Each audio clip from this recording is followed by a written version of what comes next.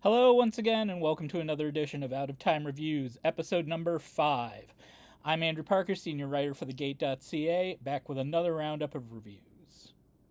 As some of you noticed, there was no new episode last week because there wasn't a lot of new stuff hitting theaters, and of the stuff that did come out, I hadn't seen most of it.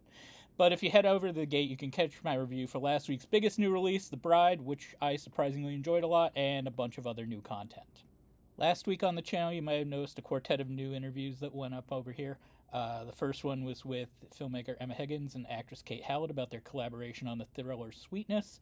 I did an interview with Pixar story supervisor and animator John Cody Kim about the new film Hoppers. Actor Ashton James sat down to talk about taking on the title role in the remake of Youngblood, and Hero Finds Tiffin and Zine Shang took some time out to chat about their roles in the Prime Video series Young Sherlock. This week, in terms of interviews, it's a little bit lighter, but you can check out my talk with filmmaker Ian Tuason and actors Nina Kiri and Adam DeMarco about the much-hyped Canadian-made horror thriller Undertone, which we filmed at the house where the film was actually shot, so that one was a real treat. Links for all of that will be in the description below. This week on the show, 5 new movies to talk about, including the aforementioned Undertone, the romantic Colleen Hoover adaptation Reminders of Him, Andrew Stanton's sprawling and hard to classify In the Blink of an Eye, the Canadian survival thriller Hair of the Bear, and Ryan Gosling and a sentient pile of rocks team up to save the universe in the blockbuster sci-fi picture Project Hail Mary. As always, like, share, and subscribe if you feel so inclined. Hope you had a really lucky Friday the 13th. Let's get on with it. Oh my, you heard that, right? Tell me you heard that. Yes. Good. What's it saying? Yeah, I can't really make it out. I mean, it could be an artifact, an overlap of a previous recording. I don't know. I wonder if they noticed it when they played it back. Play the next one. Okay, here we go.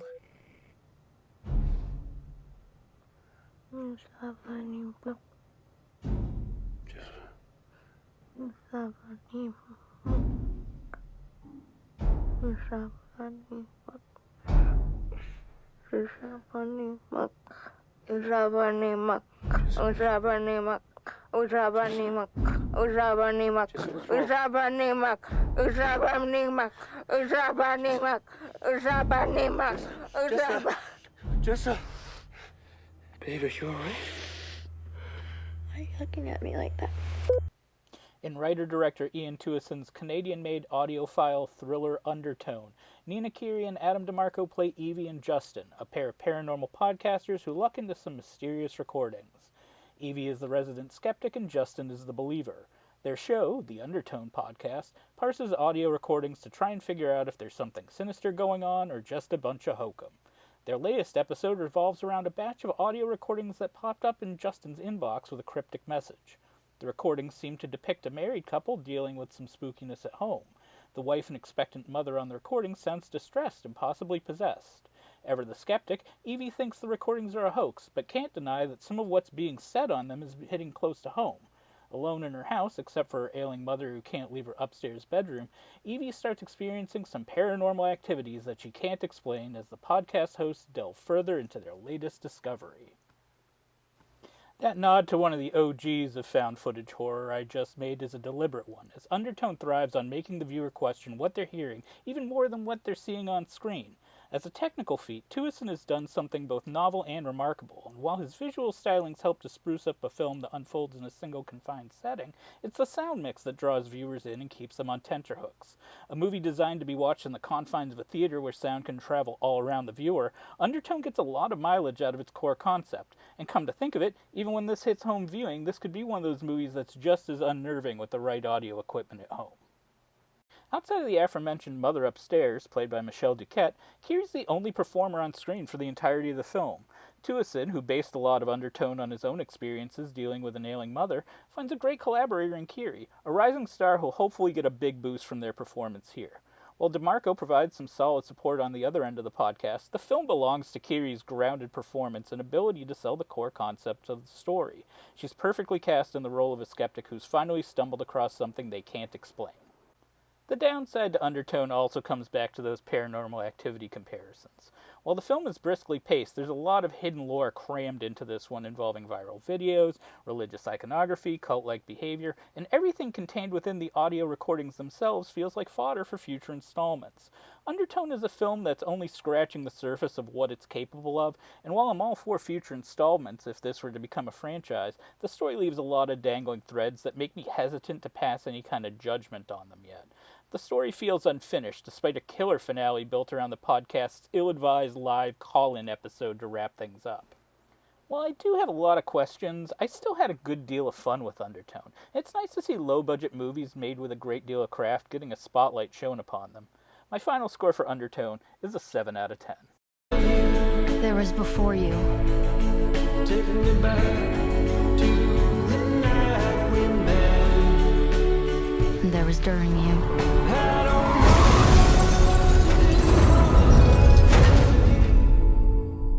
I never thought there would be an after you. This court sentences you to 7 years incarceration.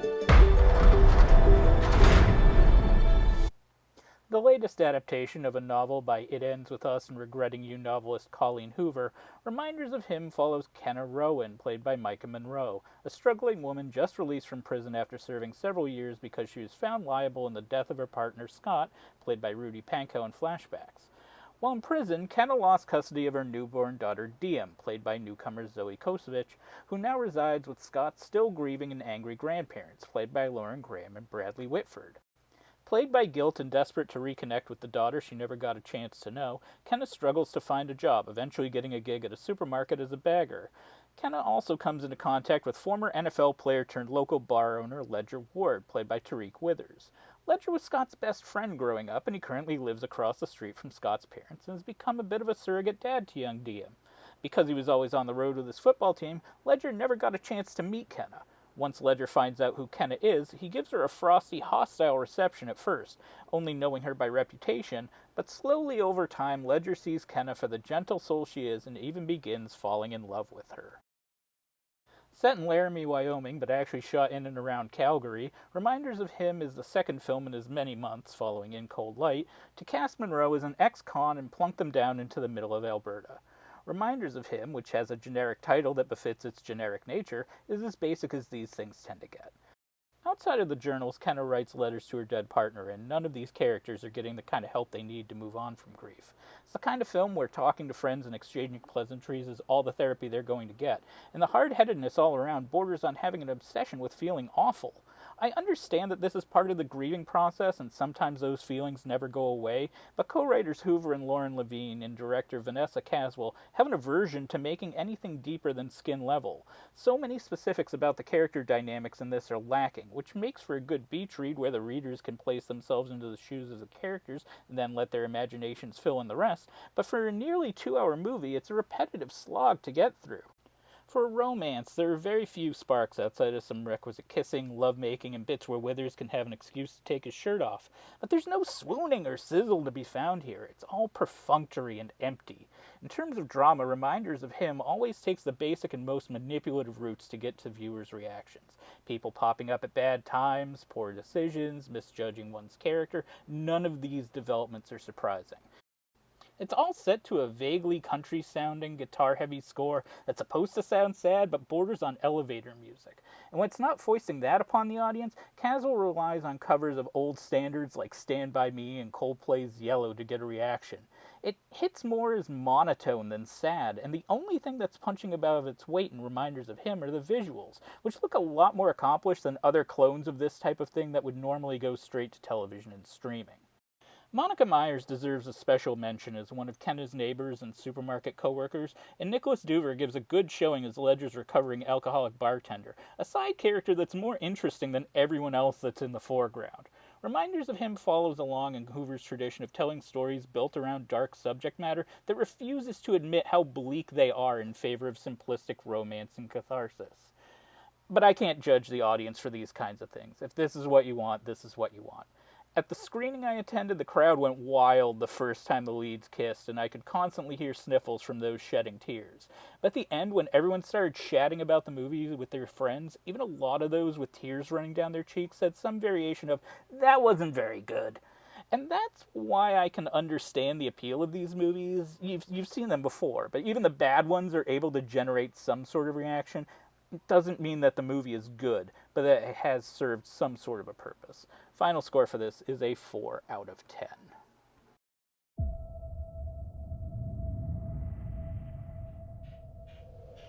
Life seems so improbable.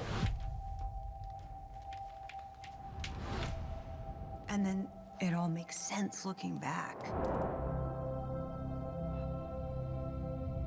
It's just you and me, buddy. My research is kind of a big deal. We could find out where we come from. We could live longer. Good morning, Coakley. Good morning, Roscoe. Are we there yet? We reached a new planet in 26 years. Now here's a film I've been struggling to gather my thoughts on for a couple of weeks now. It's the latest from Wall-E, Finding Nemo, and John Carter director Andrew Stanton, In the Blink of an Eye, a wildly ambitious flop that falls short of some lofty, heady goals. Opening with the Big Bang, In the Blink of an Eye bounces around between a trio of interlocking stories across history. In 45,000 BCE, a Neanderthal family attempts to make their way in a harsh world. In 2025, Claire, played by Rashida Jones, is an anthropology doctorate student studying the fossilized bones of the Neanderthal family's patriarch while trying to juggle a long-distance relationship and simultaneously trying to unlock the secrets of living a longer, healthier life.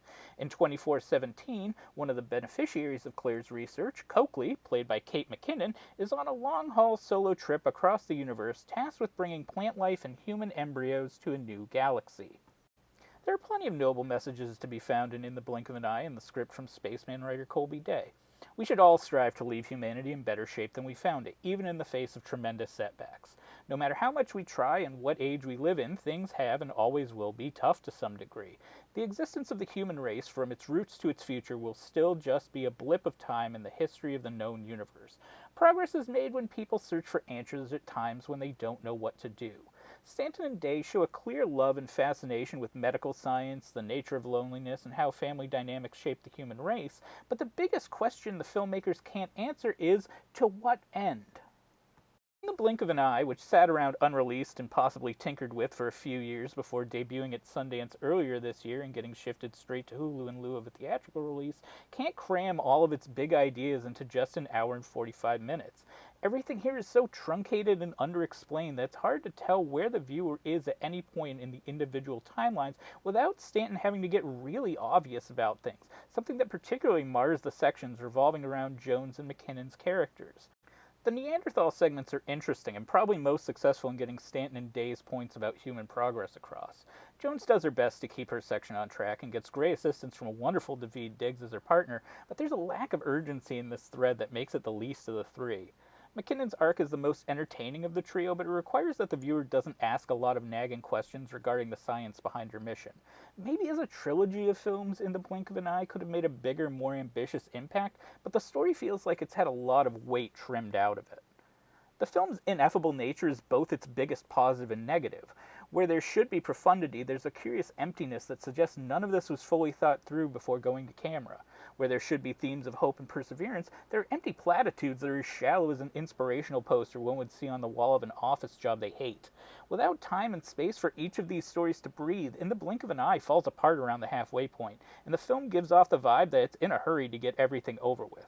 Well, which is it? Do you want to talk about how the human race, its ancestors, and future generations survived? Or do you want to marvel at how time is a construct that makes fools of us all? I think you can do both, but it needs to be found organically and on a larger canvas than this. There's plenty to admire about In the Blink of an Eye, but its ambition outstrips its capabilities. This one gets a 5 out of 10 from me, but like many large-scale misfires, it might be worth checking out just for the sake of curiosity.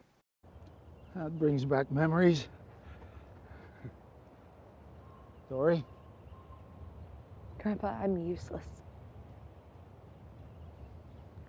Don't do that to yourself. Do what? I'm not like you. I can't keep up with you. I'm not some kind of woodsman. You're Tory, and you can learn anything you set your mind to. Well, that settles it. My mind is such a mess. You have no idea. What demons have got into you? Qu'est-ce qui est arrivé à la petite fille qui courait partout et qui jouait avec mes outils? Canadian writer-directors Alexandre Trudeau and James McClellan offer up a weak throwback to the types of survivalist thrillers that popped up a lot in the final decades of the 20th century, with the inert and style-free Hair of the Bear. Actually, this is more of a throwback to the same days where cheapy tax shelter productions like this were cranked out by the kilo. It's a film that could have been interesting with a bit more depth, and one that fails to generate much suspense even as a mild, brainless genre exercise. Trudeau, brother of former Prime Minister Justin and son of former Prime Minister Pierre, and McClellan, a Manitoba-based short filmmaker and film educator, team up to tell the story of 16-year-old Tori, played by Malia Baker. Tori has been ditching class a lot lately, and Mom doesn't want to leave her at home if she can't be trusted with going to school, so she drops her daughter off with her survivalist grandpa, played by Roy Dupuis. In addition to adjusting to her extreme rural living situation and bonding with Gramps, Tori falls into a bit of intrigue when they come across a pair of brothers in distress. Grandpa and granddaughter quickly realize that this pair are on the run from something and their lives are in danger, forcing Tori to go off into the wilderness by herself in a bid to retrieve her stolen cell phone and call for help. In the early going, Hair the Bear spends plenty of time watching as Gramps shows Tori how to set snare traps, fire a rifle, start a fire, drive a snowmobile, chop wood, and then spend an entire evening outside. But you know the one thing they never talk about? Themselves, and just what they're doing there. We know precisely zilch about our protagonists as people and how they relate to one another, and just as little about the villains they'll be pitted against. These characters aren't even two-dimensional, they're unidimensional, so thin that if they turned sideways, they would disappear.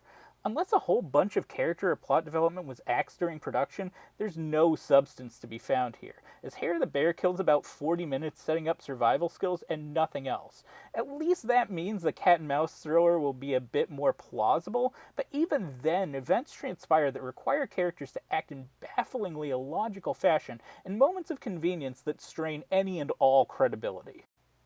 But even on that level of brainless entertainment, this isn't very promising stuff.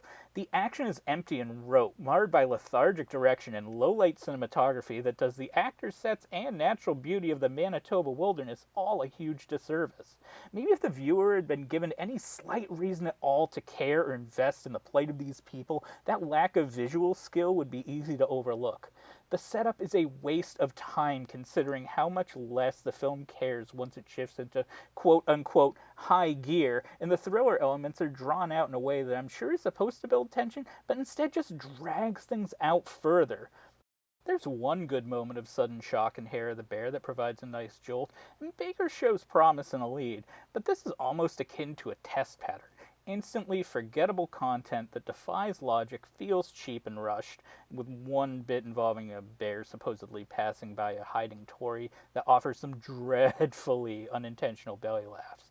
It never justifies its own plot with any degree of conviction. This one's getting an almost bottom-scraping 2 out of 10.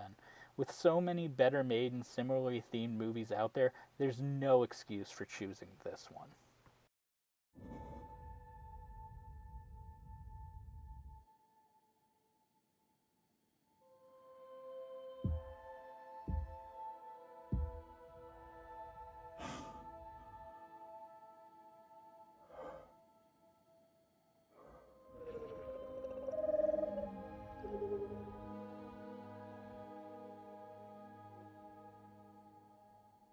Is that me?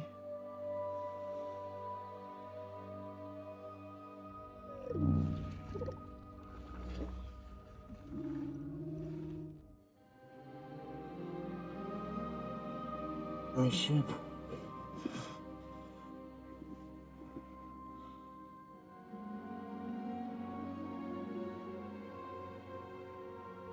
I don't understand.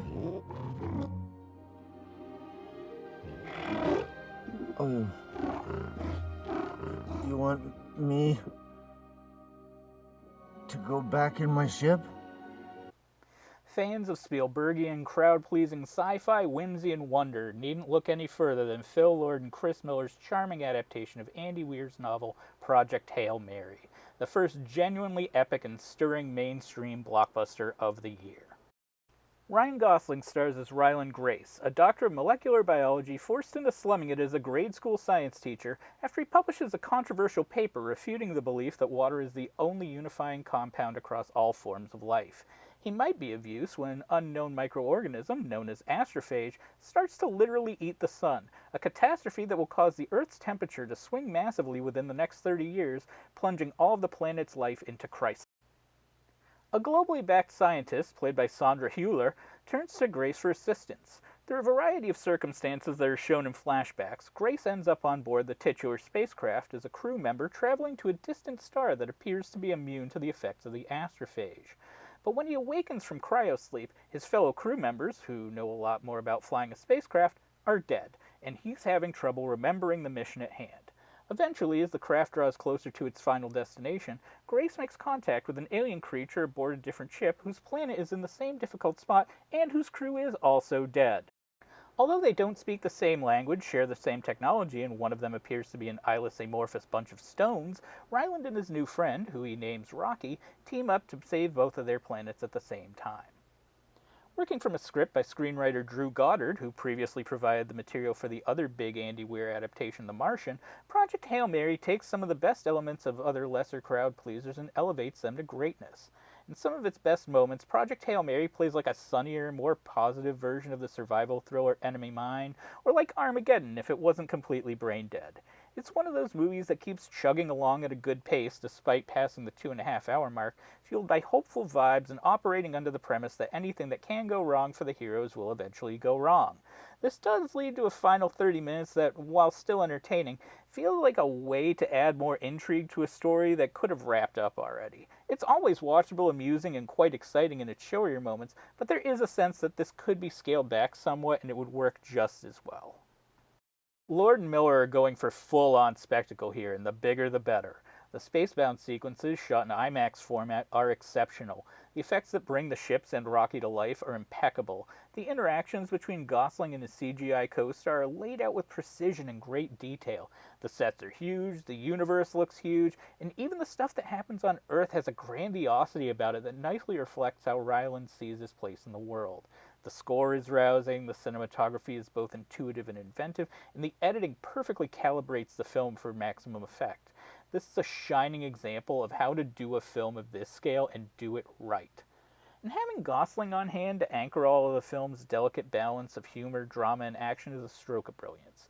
Another film that I looked at this week that deals with someone forced into facing a difficult, potentially unwinnable situation on their own, Project Hail Mary relies on Gosling's likability, wit, and talent for understatement, and his ability to connect with a viewer when they don't have anything else on screen to interact with. Gosling retains a lot of charm, but here it's often self-effacing, playing a character who thinks he's a failure in life. The interplay between Ryland and Rocky is what many viewers might remember most, but it's Gosling's turn as a human who doesn't give themselves enough credit that makes all of Lord and Miller's heartstring-tugging moments worthwhile. And in an age where everything is horrible and accelerating to even more debilitating depths, it's nice and novel to have a story that reminds viewers that problem-solving takes time and communication. It's not a challenging film, nor does it have to be, even with all the science stuff going on all around. Project Hail Mary is escapism that can hopefully make viewers feel better about the general state of things for a couple of hours and give them a sense of comfort. My grade for Project Hail Mary is a strong 8 out of 10, and definitely try to see it on as big and loud of a screen as you can. But what do you think about any of these movies? Have something you want me to cover on the channel? Drop a line in the comments section below. Until next time, this is Andrew Parker, and I hope to catch up with you soon. Take care of yourself.